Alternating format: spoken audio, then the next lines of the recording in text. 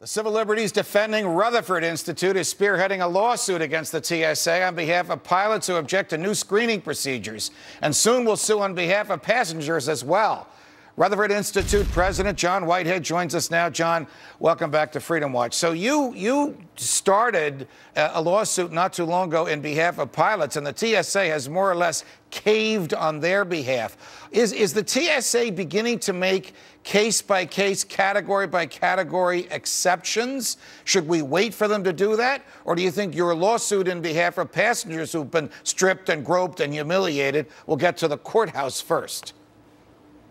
I think they're trying to make exceptions. I knew when we filed that lawsuit, we filed it last week, and it was 2 days later that they announced they were going to make some new rules for pilots, which I knew was coming. So I think we just have to keep the heat on. Next week, we're planning to file a lawsuit on behalf of some passengers that have come to us that have been groped. One is a 12-year-old child that was actually pulled out of line without parental consent and put through a full-body scanner. In other words, they were virtually strip searched. And so we have a lot of people coming forward. We just want to file one to make sure that we can keep the Fourth Amendment alive out there, because we're sort of, what I see right now is sort of a dark hole in the law where American citizens are being treated like suspects and terrorists, and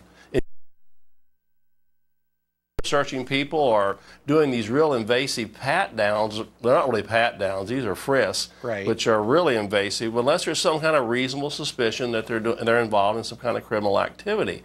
And that's the outrageous thing here, is treating American citizens like they're suspects or they're criminals when they're just trying to get home for the holidays or whatever they're trying to do. I'll tell you, John, business. I'll tell you, John, what I also think is outrageous, an outrageous offense to the Constitution. That is the rule-making by bureaucrats.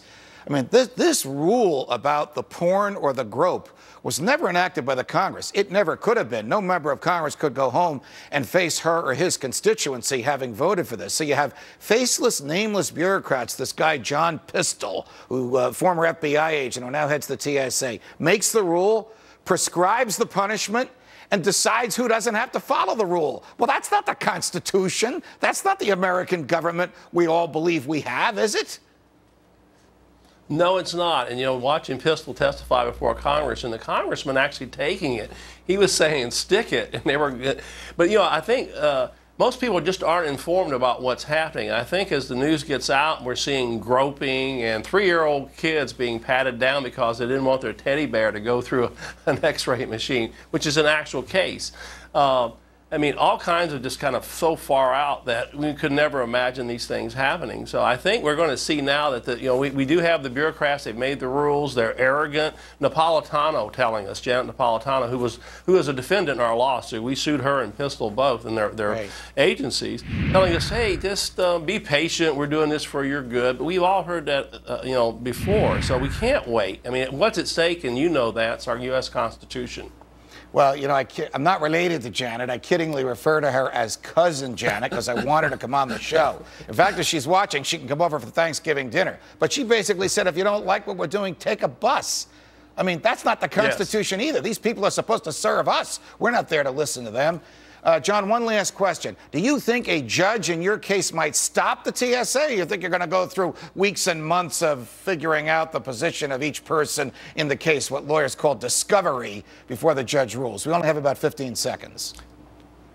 I don't know, but I think if we get a good judge, one that understands the Constitution, we're going to win. That's the key, and that's what's at stake in all these cases we're seeing happening right now. Got it. Good luck to you, John. Thanks for joining us. Next, the brave citizen who stood up for his rights against the TSA using strong-arm tactics. He's out of jail, and he's here next.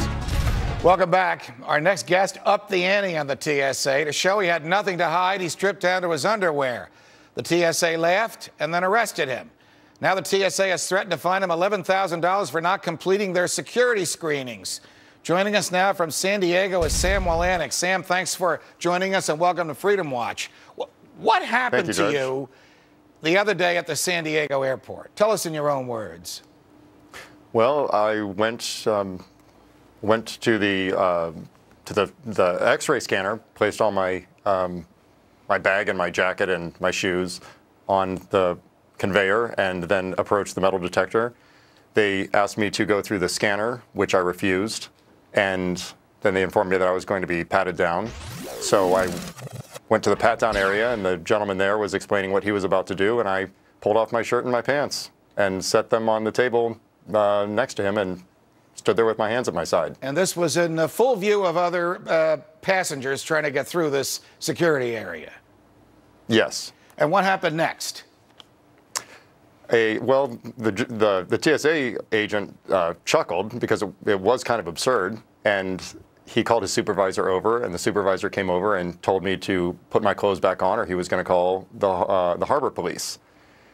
And I said, you can call them, but I haven't committed any crimes. This is not indecent exposure. I'm not exposing anything. I'm not trying to elicit any sort of a sexual arousal response in anyone or anything like that. So I understand that you have to make sure that I'm not carrying any weapons or explosives, and you can do that. And he didn't like that answer, so he called the harbor police. And what did the harbor police do? Arrested you in your underwear? Well, it eventually got to that. They showed up, first 2, then 4, then 6, and they read me an admonishment that I was going to be arrested if I didn't complete the process. And I told them that I was not refusing the process. I invited them to pat down any anomalies that they saw in my clothing. All right, Sam, I assume that you were trying to point out the absurdity and the unconstitutionality of what they were doing to you and to your fellow customers, and that's why you removed your trousers and your shirt. Well, Judge, really, I was just trying to get to Barbados. And I had... Did you make it to Barbados? Frequently. I'm assuming you didn't if they arrested you. No, sir. All right, how does this end? Are they now pursuing you because you publicly mocked them and exposed their lurid attempts to touch you and other people in private places in public? Well, after they arrested me, I had to sign a notice to appear. I haven't been formally charged yet, so I'm not sure what's going to happen. And I didn't refuse the process at all. They actually refused to complete it because what it boiled down to was I sort of saw a light go on in the head of the head TSA guy, and he ordered me to put my clothes back on so I could be patted down. Wow. And I refused to put my clothes back on. So, right, so you frustrated them, and they were upset about it, and that's why they're trying to prosecute you for violating a law that they wrote that they regularly make exceptions to. Correct. Yes. Sam, it's a pleasure. Thanks for joining us. Let us know the next time something like this happens. Oh, thank you. Thank you very much. You're welcome. Here's something you have a right to know about the Constitution. The Fourth Amendment prohibition on unreasonable searches and seizures requires the government to be very specific about what it's planning to search for and seize. And it's not being specific when groping everyone at any airport. The Fourth Amendment states that the people's right in this regard, quote, shall not be violated, and no warrants shall issue but upon probable cause, supported by oath or affirmation, and particularly describing the place to be searched and the persons or things to be seized.